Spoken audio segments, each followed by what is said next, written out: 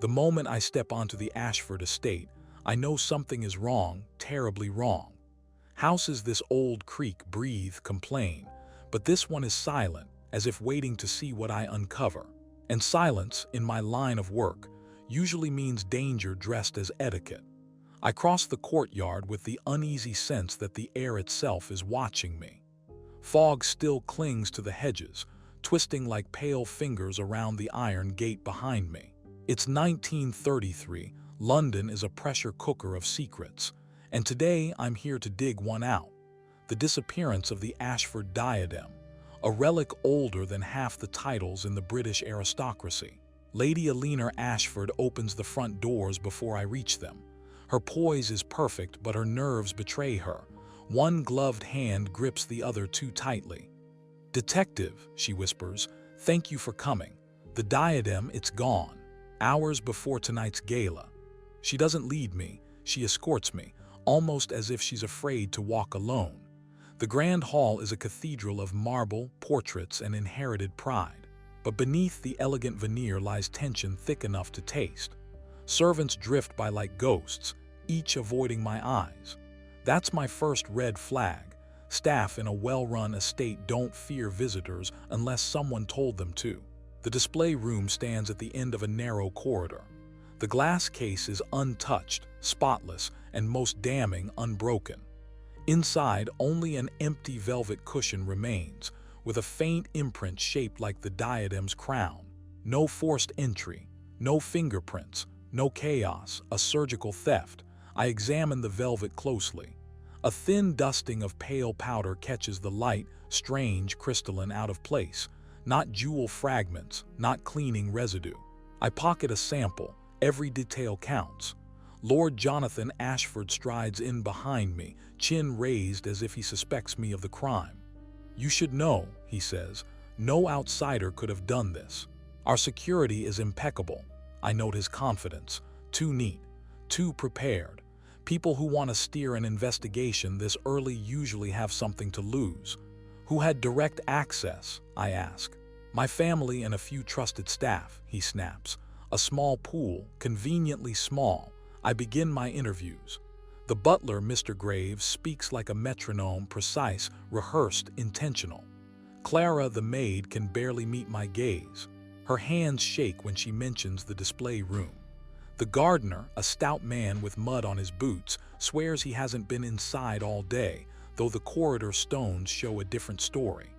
None of them lie well, but someone lies best. As I walk the mansion's corridors, I feel the weight of generations pressing from the walls. The Ashfords have guarded their legacy for centuries, and families like this rarely fracture quietly. The missing diadem isn't just a theft, it's a warning, and whoever sent it is still inside this house. Michael's alone answers nothing and everything at once, the kind of alibi that collapses under its own weight. He folds his arms, leaning back as if the wall itself will support his version of events. I study him, controlled, volatile, and entirely too aware of the diadem's importance. Before I can press further, a door opens halfway down the corridor. Clara, the maid, slips out, clutching a stack of linens that shakes in her arms. The moment she sees Michael, her face drains of color. That reaction is worth a dozen testimonies. "Clara," I call, "a moment." Michael shifts, jaw tightening. "She doesn't know anything, leave her be." His protectiveness feels misplaced or strategic. Clara steps closer, eyes fixed on the floor. "Yes, sir," I lower my voice. "You were near the display room last night." Her breath catches. She nods barely. "I wasn't inside," she whispers. "I was only passing by on my way to the laundry." A rehearsed line, but delivered with genuine fear. "Did you see anyone?" Another hesitation. Her eyes flick just for a heartbeat toward Michael. He inhales sharply. "This is ridiculous," he snaps, interrogating servants while the real thief laughs somewhere. But Clara's body language says plenty. She saw someone she shouldn't have, and that someone isn't thrilled she's being questioned. Michael storms off before I can stop him. Clara exhales shakily, shoulders collapsing. "Miss Ashford told me not to speak out of turn," she says quietly, "but I heard a noise in the display room. Soft. like metal brushing fabric. And you didn't report it, her voice trembles. I thought it was Lord Ashford. He goes there sometimes at night. Interesting. Lord Ashford claimed he hadn't been anywhere near the West Wing. I thank her and move on, heading toward the study. If Michael was truly here last night, something should corroborate it, or tear his alibi to pieces. The study smells of old leather and older secrets. Papers sit neatly arranged on the desk, too neatly for a night of private reading. A fireplace ember still glows faintly. Someone tried to burn something recently. I kneel and sift through the ashes with a poker. What survives is a partial corner of parchment, edges singed, ink blurred. Only one word remains legible: inheritance. I pocket the scrap. Whatever needed burning, Michael didn't want anyone else to read it. As I exit the study, I find Mr. Graves waiting in the hall with the stillness of a man carved from mahogany. "Detective," he says, "Lady Alina requests your presence in the morning parlor." His timing is suspiciously precise, almost as if someone informed him where I'd be. "Did you see Michael last night?" I ask. He hesitates only for a fraction of a second, but enough. "He retired early." A lie, perfectly delivered, but a lie nonetheless. The morning parlor is bathed in soft daylight, but Lady Alina looks as though she hasn't seen light at all.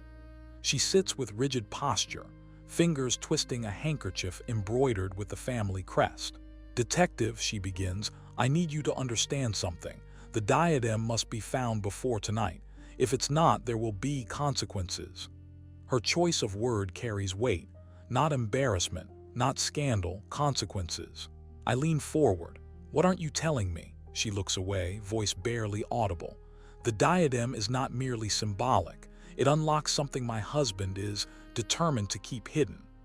A chill runs through the room that has nothing to do with the draft. "Hidden where?" She swallows hard. "Beneath the estate. And if he learns you know that, you may find yourself in danger." Finally, a thread that leads somewhere real. The Ashford diadem didn't vanish because it was valuable. It vanished because it protected a secret someone is willing to destroy this family to control. Lady Alina's warning keeps replaying in my mind as I leave the parlor. The diadem isn't just a relic, it opens something hidden beneath the estate. And whoever stole it didn't want jewelry. They wanted access. I head toward the servants' wing. Staff always notice what the family pretends not to see. Halfway down the corridor, Mr. Graves steps into my path with his usual carved wood composure. "Detective," he says, "if you're seeking information, I can assist." "Good," I answer. "Tell me what's underneath this house." He falters, barely, but it's enough to confirm the truth. After a strained pause, he motions for me to follow. He leads me through a narrow door behind the kitchen pantry and down a steep stone staircase. The temperature drops with every step. "This," he says quietly, "is the Ashford family vault. Only Lord Ashford is permitted entry." At the bottom stands a thick steel door. No handle, no keyhole, only a circular indentation matching the diadem's crest. So the relic really is a key, and the vault's contents are worth hiding even from family. "What's stored inside?" I ask. Graves shakes his head. "No servant has ever been allowed to know." Before I can examine the lock, footsteps echo from above. Clara appears, breathless, face pale. "Detective, please," she gasps. Lady Alina fainted. I rush back upstairs, but Clara grips my sleeve before we reach the landing. I didn't tell you everything," she whispers. "Last night I saw someone leaving the display room." Finally, real progress. "Who?" Her lips tremble. Detective." The voice slices through the hall like a knife. Lord Jonathan Ashford stands at the end of the corridor, posture stiff, jaw locked. Clara shrinks immediately. "I'm hearing you've been wandering where you don't belong," he says. "This investigation stays in designated areas. No exceptions." "Your butler brought me," I reply. Graves stiffens behind me, but Ashford barely looks at him. Then he overstepped. He turns to me. "Servants imagine shadows. You'll question me directly from now on." His attempt to seize control tells me everything. He's afraid of what I've discovered. "Your wife fainted," I say. "Shouldn't you?" "She's being attended to," he snaps, though the flicker in his eyes betrays unease. Return to your work. He strides away, the conversation clearly over. Clara tugs my sleeve again once he disappears. Her voice is a trembling thread. I can't say the name. I can't. Heel, she stops, panic flooding her expression, then bolts toward the servants' quarters before I can stop her. I'm left standing in a house full of fear, lies, and a vault locked by a missing diadem. Whoever stole it knew exactly what they were doing, and they're still inside these walls, watching every move I make. And I'm starting to understand why the Ashfords are terrified of the truth buried beneath their own home. The house tightens after Clara flees. Doors half close, conversations die when I pass. Fear this thick doesn't appear by accident. Someone here has already crossed a line and knows I'm getting close. I return to the west wing. If the diadem is a key to the vault, the thief needed quiet, private access to it, and privacy is rare in a house full of staff. I retrace the corridor to the display room, slower this time. A narrow window overlooks the garden. Condensation blurs the glass, but a faint smear stands out, skin oil from someone leaning close. Too high for Clara, too low for Lord Ashford, about Michael's height. Inside the display room, the silence feels rehearsed. I circle the glass case, studying the floor. Behind the pedestal, a small scuff breaks the polish, a shallow arc, as if something metal was dragged and lifted. A careful thief, not a clumsy one. Footsteps approach. Lady Alina appears in the doorway, paler but steady. Detective, my husband is furious you were shown the vault, so she knows, and she knows exactly who wants it buried. I need clarity, I say. What is he hiding below the estate? She hesitates, then lowers her voice. Documents, contracts, payments, names, deals Jonathan made during and after the war. If they were exposed, we'd lose everything. So the vault holds his past, I say. Why steal the diadem now? Because someone learned about it, she whispers. Someone who shouldn't have. Who? Her answer never comes. The parlor door slams open. Lord Ashford fills the frame, eyes blazing. Alina, he snaps, you should be resting, not feeding this man fantasies. He grips her arm. I step forward. Let her go. His stare is cold.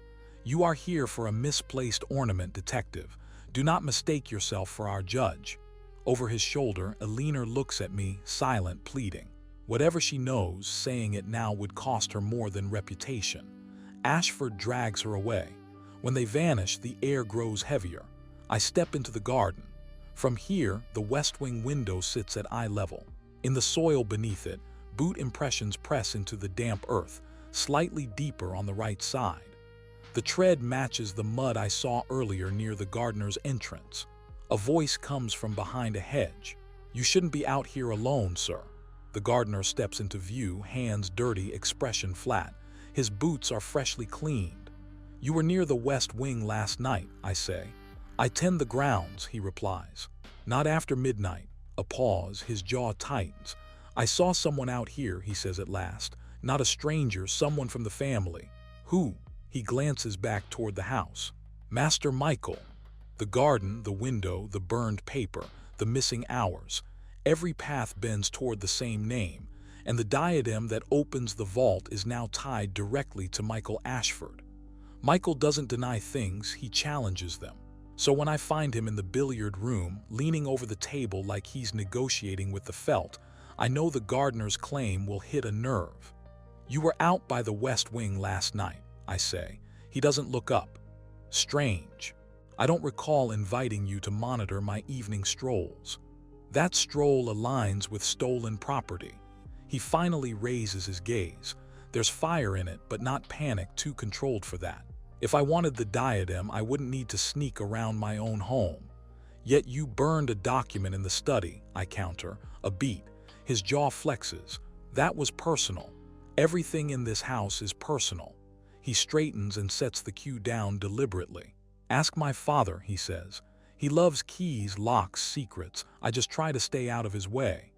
A convenient deflection, but his eyes drift ever so slightly toward the hallway leading to the vault stairs. He knows more.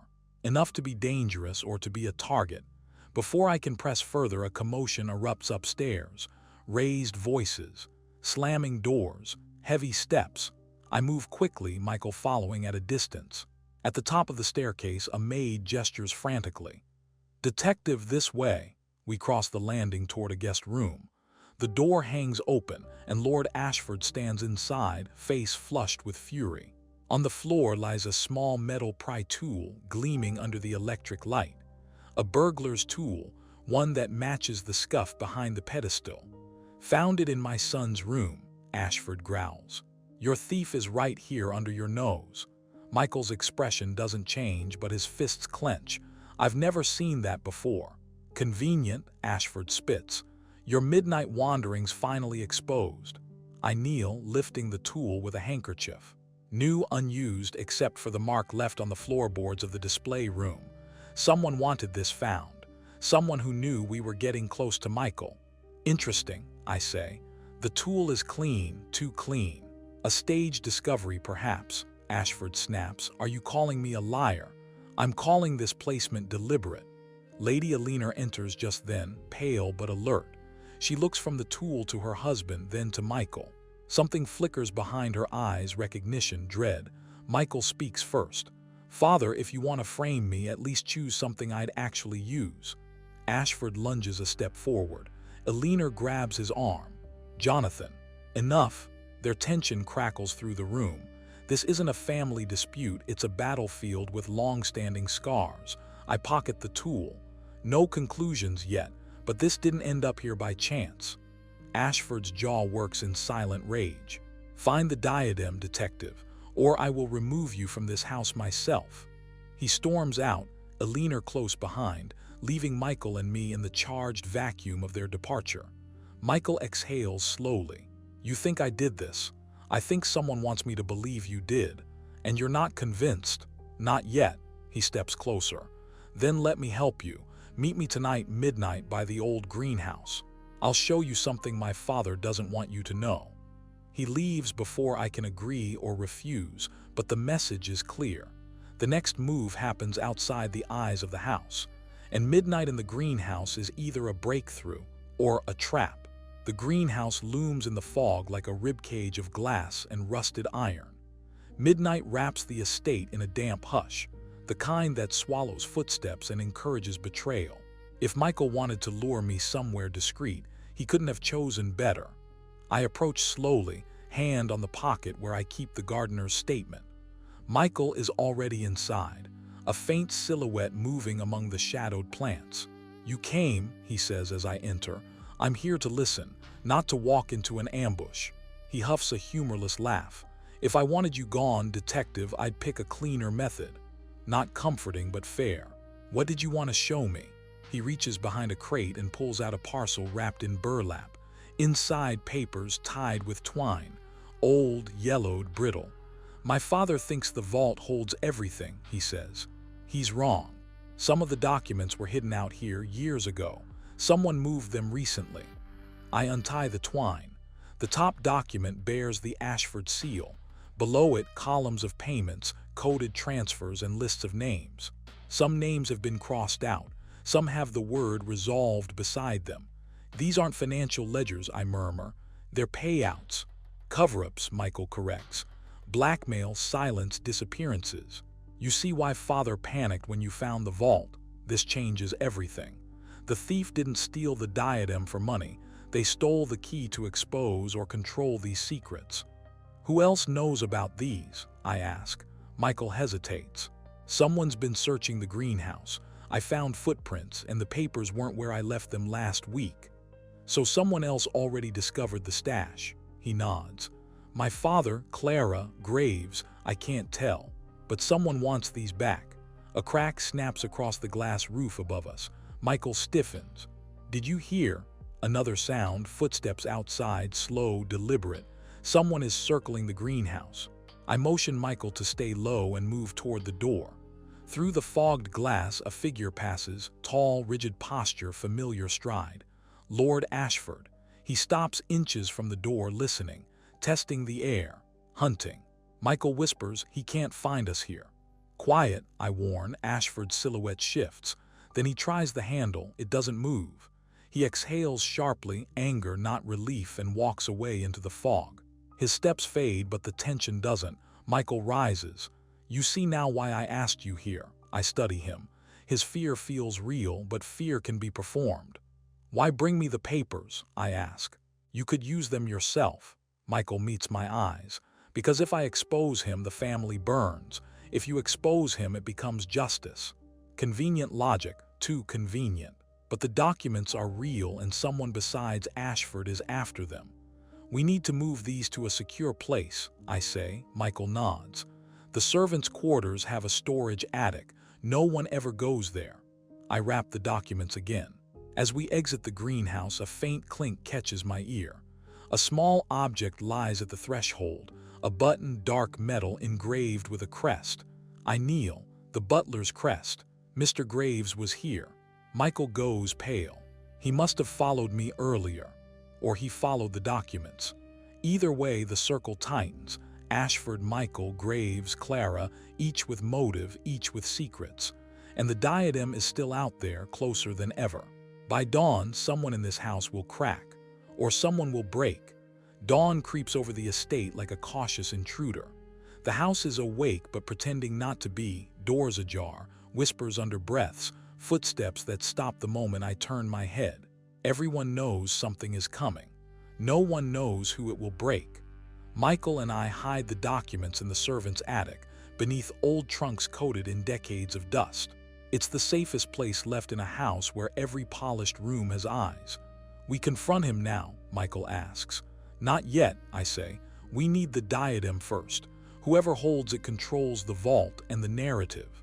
We head toward the main staircase. Halfway down, a scream cuts through the hall. Clara. I sprint toward the sound, Michael at my heels. She's in the west wing, standing by the window where the smear first appeared. Her hands shake violently. I was cleaning, she stammers, and this fell from the curtain rod. She holds out a small velvet pouch. My pulse jumps. Inside, wrapped in soft cloth, lies the Ashford diadem, its gems catching the morning light like shards of fire. Michael steps back, stunned. Someone hid it here. Someone who wanted it found at the right time, I say. Before Clara can speak again, footsteps thunder behind us. Lord Ashford storms in, eyes blazing, face drawn tight with exhaustion and fury. You, he snarls at Clara. Where did you get that? I didn't steal it, she cries. It was hidden, I swear. Ashford advances, but I step between them. Enough, this ends now, he glares. Give me the diadem, detective. No, I reply. We're going downstairs. His expression fractures, fear leaking through the rage.